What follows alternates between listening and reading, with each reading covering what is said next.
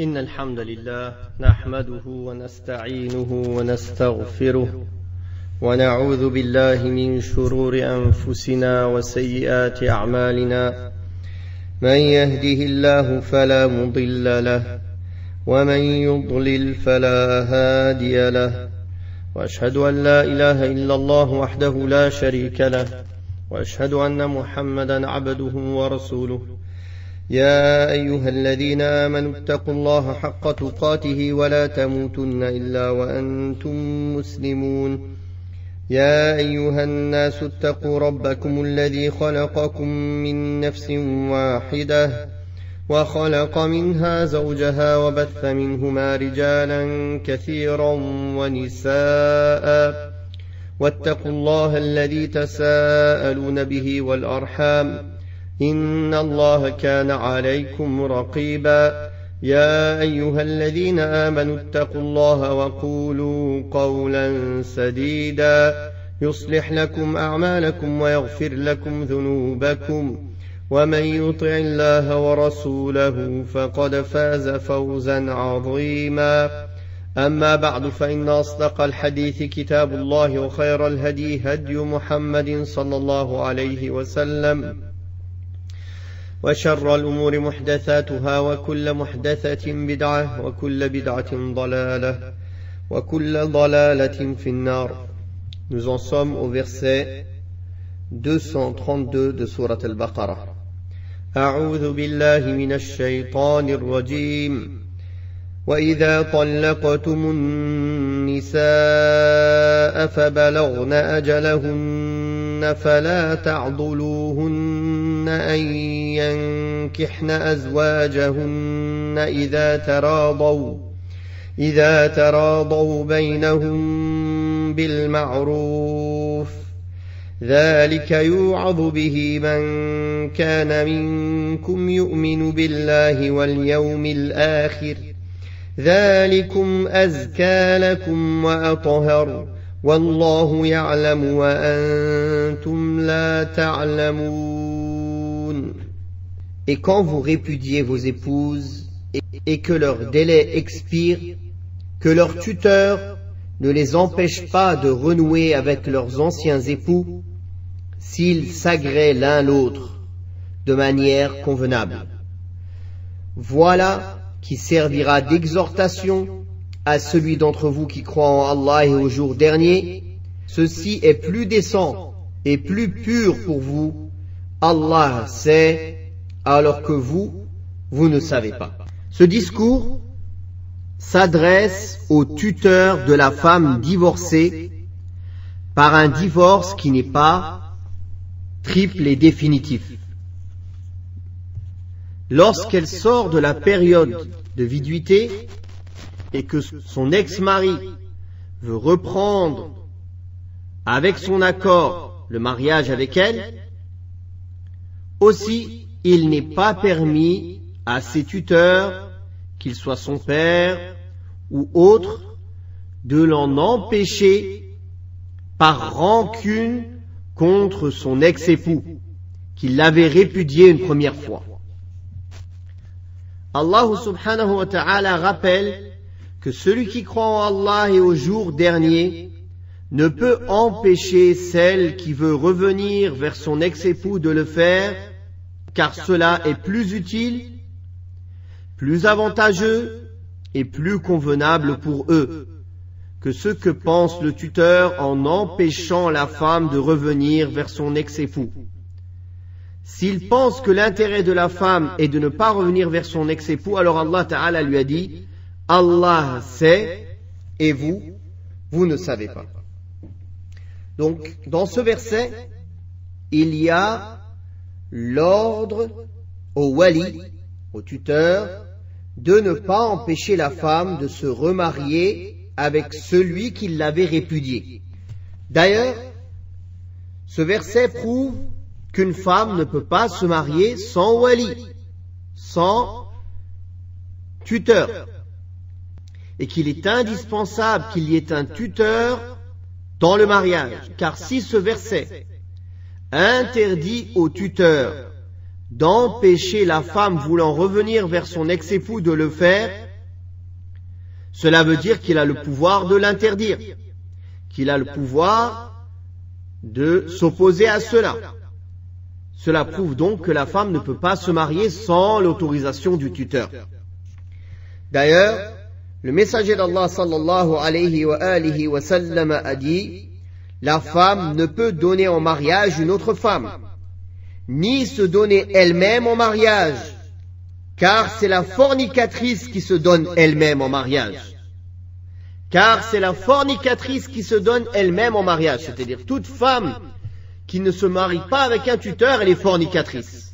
Dans un autre hadith, le prophète sallallahu alayhi wa sallam a dit: il ne peut y avoir de mariage sans un tuteur suffisamment clairvoyant pour guider la femme vers ce qui va dans son intérêt, et deux témoins dignes de confiance. Et deux témoins dignes de confiance. Aussi, les tuteurs ont été désignés dans la charia. Le cheikh Muhammad ibn Abdul Wahhab al-Wassabi rahimahullah a dit lors de l'un de ses cours: les tuteurs de la femme musulmane libre sont dans l'ordre: le père ou son représentant, puis le grand-père paternel ou son représentant, puis le fils ou son représentant, puis le frère germain ou son représentant, puis le frère du même père ou son représentant. Quand on dit le frère germain, c'est même père, même mère.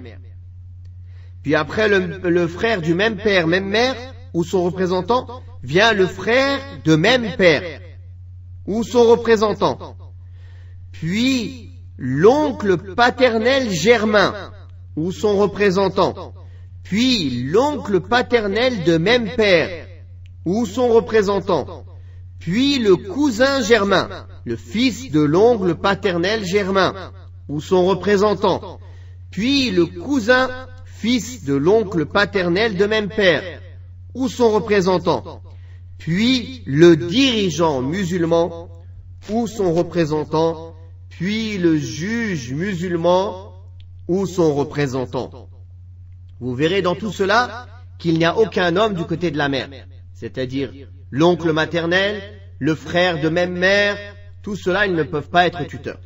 Puis il a fini, le cheikh, en disant: pour que sa tutelle soit valable, il faudra que le tuteur soit saint d'esprit et pubère, musulman, constant dans l'accomplissement de la salat. Fin de citation. Concernant les pays non musulmans, après tous les tuteurs légaux qu'on a cités, celui qui prend la place du gouverneur ou du juge musulman sont les responsables des structures religieuses ou des centres islamiques, qui prennent eux-mêmes la place des dirigeants musulmans ou du juge musulman. Au cas échéant, c'est à eux seuls de représenter la femme musulmane si elle n'a aucun tuteur, ou bien il y a une cause valable pour que le tutorat soit enlevé à ses tuteurs légaux. S'ils ne représentent pas la femme musulmane, ce sera à eux seuls de désigner un représentant. Les représentants, une personne de confiance pour les représenter. Le choix du tuteur, en cas d'absence des tuteurs ou de déchéance de leur responsabilité, ne revient donc ni au prétendant, ni à ses amis, ni à la femme, ni à personne d'autre à part les représentants religieux. Et la présence du tuteur légal ou de son représentant au moment de l'acte de mariage est une condition de validité du mariage, et nous avons cité le hadith juste auparavant, que la femme qui se marie elle-même, elle est fornicatrice, c'est-à-dire celle qui se marie sans tuteur. Et il n'y a que les fornicatrices qui se marient sans tuteur. Puis, Allah tabaraka wa ta'ala cite dans ce verset, après avoir exhorté et interdit aux tuteurs de la femme d'empêcher cette femme de se remarier avec son ex-mari, c'est-à-dire par exemple le mari, il a divorcé son épouse à un divorce. La période de viduité est passée, puis il a regretté. Il ne peut pas la reprendre comme ça, il est obligé de refaire un mariage, avec toutes les conditions de validité du mariage. Alors Allah Ta'ala a interdit à ce moment-là au tuteur, pour se venger, par colère, ou pour faire du mal à l'ex-mari, de l'empêcher de se remarier avec cette femme. Ce verset, il a une cause de révélation qui est arrivée au temps du prophète sallallahu alayhi wa sallam. Ce verset a été révélé au sujet de Ma'qal ibn Yasar al-Muzani et de sa sœur. En effet, l'imam al-Bukhari rahimahullah rapporte, et ce hadith est rapporté aussi par Abu Daoud et Tirmidhi, Ibn Majah, Ibn Abi Hatim, Ibn Jarir et d'autres. Dans la version de Tirmidhi, Al-Hassan rapporte l'histoire de Ma'qal ibn Yasar, d'après Ma'qal ibn Yasar. À l'époque du messager d'Allah sallallahu alayhi wa sallam, Ma'qal ibn Yasar donna sa sœur en mariage à un musulman. Elle vécut avec lui un certain temps, puis celui-ci la répudia une fois. Le délai de viduité s'acheva sans qu'il ne la reprenne et qu'il ne revienne sur sa décision. Puis il désira l'épouser de nouveau. Elle-même, consentant à ce mariage, il la demanda donc en mariage en même temps que d'autres. Mais Ma'qal ibn Yasar lui répondit, « Que tu es bête, je t'ai fait honneur, je t'ai donné ma sœur en mariage, mais tu l'as répudiée. Par Allah, tu ne la reprendras jamais jusqu'à la fin de ta vie. » Mais Allah tabaraka wa ta'ala savait à quel point il voulait se marier avec elle et à quel point elle aussi, elle voulait se remarier avec lui. Il fit donc descendre ce verset وَإِذَا طَلَّقْتُمُ النِّسَاءَ فَبَلَغْنَ أَجَلَهُنَّ فَلَا تَعْضُلُوهُنَّ أَن يَنكِحْنَ أَزْوَاجَهُنَّ إِذَا تَرَاضَوْا بَيْنَهُم بِالْمَعْرُوفِ. Et quand vous répudiez vos épouses et que leur délai est expiré, alors ne les empêchez pas de se marier avec leurs époux si ils s'accordent à retourner ensemble de manière convenable. Quand Ma'qal ibn Yasar radiyallahu anhu entendit ce verset, il dit « J'obéis à mon Seigneur ». Il fit alors venir l'homme et lui dit « Je t'honore une nouvelle fois en te la donnant en mariage ». Et dans une autre version, il a été rapporté qu'il a dit « Et j'expierai mon serment », c'est-à-dire il va expier son serment quand il a juré qu'il ne la redonnerait pas en mariage jusqu'à la fin de sa vie. On voit aussi dans ce verset que Allah tabaraka wa ta'ala a rappelé à l'homme que parfois il croit que le bien est dans quelque chose alors qu'il n'est pas dedans, et qu'Allah sait et que nous on ne sait pas. C'est pour ça, quand Allah tabaraka wa ta'ala nous rappelle cela, Allah sait alors que vous ne savez pas. C'est-à-dire conformez-vous aux directives de celui qui sait et qui connaît mieux que vous où se trouvent vos intérêts et qui est plus capable de les réaliser. Et Allah Ta'ala donc a décrété que ceci était plus pur pour eux et plus propre. Et Allah sait et vous ne savez pas. Et ceci dans toutes les règles religieuses. Allah Tabaraka wa Ta'ala, s'il nous a imposé des règles ou s'il nous a légiféré des lois, alors ces lois et ces règles sont mieux que tout ce que les hommes peuvent imaginer, car Allah connaît mieux ce qui est un bien pour l'homme. Donc, ce verset prouve l'interdiction au tuteur d'empêcher sa fille ou la personne qui est à sa charge, sous sa responsabilité, de se remarier avec son ex-mari. Mais c'est aussi valable dans le fait de l'empêcher de se marier avec quelqu'un de convenable.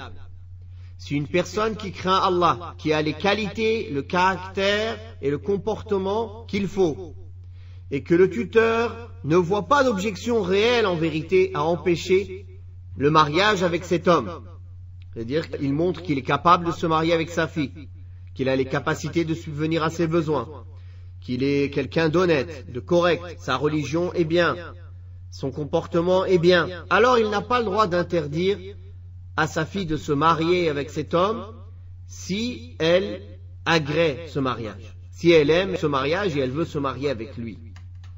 Dans ce cas-là, il conviendra au juge de le convoquer, car beaucoup de gens croient, beaucoup de sœurs, ah mon père il veut pas me marier, un coup de fil, quelqu'un au bout du téléphone, il ne connaît rien à la situation, oui allez vous marier avec quelqu'un, trouvez un autre tuteur, allez choisissez-vous un tuteur. Ceci n'est pas valable. Celle qui s'amuse comme ça, c'est comme la femme qui se marie seule, sans tuteur, elle est dans la fornication.